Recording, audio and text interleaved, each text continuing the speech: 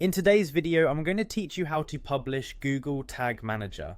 Whether you're a seasoned marketer or just starting out, publishing changes in Google Tag Manager is an essential skill for ensuring your tags, triggers, and other tracking operations are up to date on your website. Let's dive into the process, starting from the very beginning, to make sure you get everything right. The first step is to head over to tagmanager.google.com.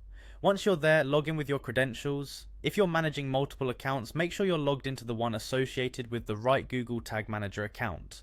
This ensures you access the correct container and avoid any mix-ups. After logging in, you'll be presented with a list of your containers on the home screen. A container in Google Tag Manager is essentially a collection place where all your tags and associated configurations live. It's crucial you select the correct container. This is the one for which you want to publish changes. So take a moment to verify the container name and description to confirm it's the right one. Now that you have the container open, take a look at the interface. In the top right corner, you'll find the Submit button. Click on it to begin the publishing process. Clicking this button signals that you're preparing to publish the changes made inside this container and is the gateway to finalizing your updates. At this point, you'll be prompted to enter a version name.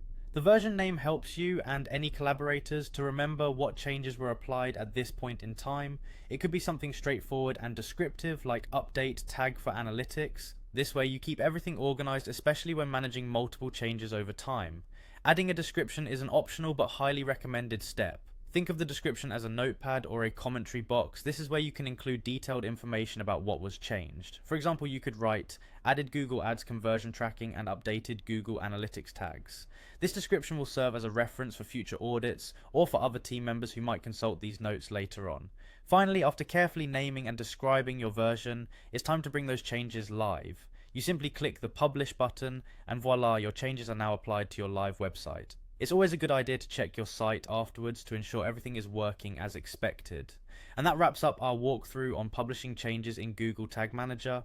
Remember, being detailed and precise at every step not only ensures smooth updates but also helps maintain a well-documented history of changes for everyone involved. Thank you for watching and happy tagging.